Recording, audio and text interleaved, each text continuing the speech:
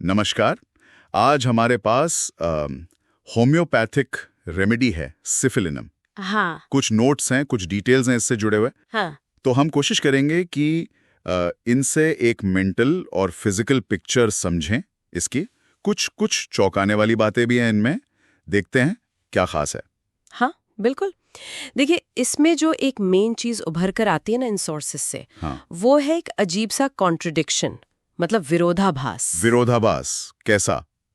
ऐसा कि एक तरफ तो इंसान अपने काम में, प्रोफेशन में बहुत सफल हो सकता है, बहुत सावधान, कुशल, लेकिन दूसरी तरफ अंदर ही अंदर उसे लगता है कि वो बहुत जल्दी दूषित हो जाता है, मतलब गंदा या खराब। इंटरेस्टिंग। ये दूषित होने का एहसास ये कैसे दिखता है? मतलब क्या डर, चिंताएं, ऐसा कुछ?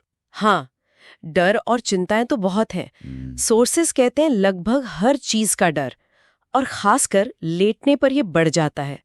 अच्छा, लेटने पर बढ़ जाता है। हाँ, पर एक अजीब बात यह भी है कि शाम होते होते चिंताएं थोड़ी कम हो जाती हैं। इंसान थोड़ा शांत महसूस करता है। ओके। और ठंड लगने का बहुत तेज डर, बहुत ज्यादा, इतना कि बाहर निकलने का मन ही नहीं करता, घर में ही रहना। और सेहत को लेकर? हाँ, सेहत को लेकर भी चिंता होती है, पर दिलचस्प ये है कि इंसान अक्सर मानेगा नहीं कि उसे चिंता है, नकार देगा। अच्छा। और ये जो दूषित होने वाली बात है, क्या ये रोज के व्यवहार में भी दिखती है? बहुत ज्यादा। मतलब सोर्सेज में बहुत ही असामान्य व्यवहार बताए गए हैं। जैसे जरा सी कोई भावना आई या थोड़ी मेहनत की, मान लीजिए बटन टांकने जैसा काम, तो पसीना आ जाना। बस बटन टांगने से? हाँ, और कॉन्फिडेंस की बहुत कमी, हमेशा शक कि जो कर रहे हैं वो सही भी है या गलत है। इसी वजह से चीजों को बार बार चेक करना, 10-10 बार भी। 10 बार? और ये दूषित होने के डर के उदाहरण कुछ और भी हैं? हाँ है, और काफी गंभीर वाले भी हैं। एक जिक्र है कि किसी वैश्य के साथ अगर संबंध हुआ हो तो उसके बाद गंदगी से या दूषित चीजों से एकदम घृणा हो जाना। घृणा किस हद तक? इस हद तक कि अगर बस में कोई छू जाए तो घर आके कपड़े धोने पड़ेंगे, हाथ मिलाने से भी बचना। एक जगह तो लिखा है कि दिन में 50 से 200 बार हाथ धोना। 50 से 200 बार? ये तो... हाँ, और इससे हाथ बिल्कुल सूखे, सिकुड़े हुए से हो जाते हैं, एकदम ड्राई। विश्वास नहीं होता, ये तो जुनून हो गया। बच्चों को लेकर भी कुछ? हाँ, बच्चों को लेकर भी एक किस्म का पैरानॉइड डर।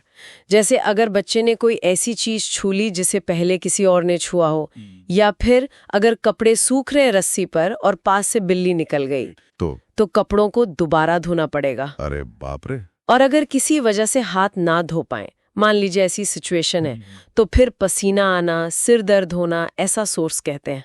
ये सब उस शुरू वाले कॉन्ट्राडिक्शन से कैसे जुड़ता है कि बाहर से सफल पर अंदर से दूषित महसूस करना? यही तो अजीब बात है। बाहर से वो कुशल हैं, सफल दिख रहे हैं, लेकिन अंदर एक लगातार चिंता है। वो बार बार दूसरों से पूछते रहेंगे, कंफर्म करते रहेंगे, क्या तुम्हें लगता है मैं पागल हो रहा हूँ? दूसरों से पूछते हैं? हाँ, बार बार, जब तक कोई तसल्ली ना दे दे, और तसल्ली शायद मिलती ही नहीं है। इसका असर फिर नींद पर भी पड़ता है? नींद पर कैसे? रात को जाग जाना, अक्सर 2-3 बजे, और फिर नींद नहीं आती, बस जागते रहना। और साथ में अंधविश्वास भी। अंधविश्वास जैसे कि अगर कोई चीज फेंक दी तो कुछ बुरा हो जाएगा अपने साथ, या हमेशा ये लगते रहना कि कुछ बुरा होने वाला है। एक अजीब सी आशंका। इन सब के पीछे क्या कोई गहरी वजह बताई है सोर्सेज ने? आपने शुरू में दबी हुई सिफिलिस का जिक्र किया था। हाँ, एक पॉसिबिलिटी बताई गई है। स्रोत कहते हैं कि दबी हुई सिफिलिस, जिसे होम्योपैथी में एक गहरा मियाज्म या एक तरह की हेल्थ टेंडेंसी माना जाता है, वो शायद इसके पीछे हो सकती है। मियाज्म, ये थोड़ा कॉम्प्लिकेटेड लगता है। हाँ, ये होम्योपैथिक कॉन्सेप्ट है। और स्रोत ये भी जोड़ते हैं कि ये अवस्था शराबखोरी से और एक तरह के सुपर ईगो से भी जुड़ सकती है। सुपर ईगो मतलब नैतिकता के बहुत ही कठोर, सख्त नियम। अच्छा, क्या इसे समझने के लिए कोई तुलना दी गई है किसी और रेमेडी से? हाँ, कॉस्टिकम से तुलना की है।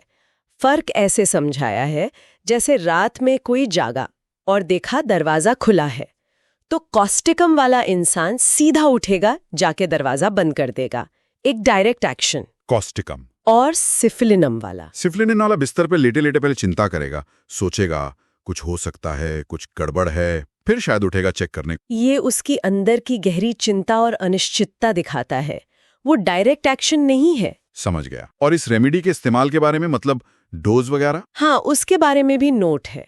स्रोत कहते हैं कि ये रेमेडी अक्सर बहुत हाई पोटेंसी में, जैसे 50 mg या cm बेहतर काम करती है।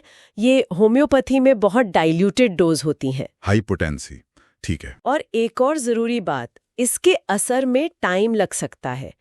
मतलब रिजल्ट दिखने में 6 महीने से साल भर भी लग सकता है। इसकी तुलना सिलिका से की गई है, जो एक और रेमेडी है जो धीरे धीरे काम करने के लिए जानी जाती है। अच्छा, तो एक्शन धीमा हो सकता है। हाँ, धीमा और गहरा। तो कुल मिलाकर इन स्रोतों से सिफिलिनम की एक बहुत बहुत कॉम्प्लेक्स तस्वीर बन रही है।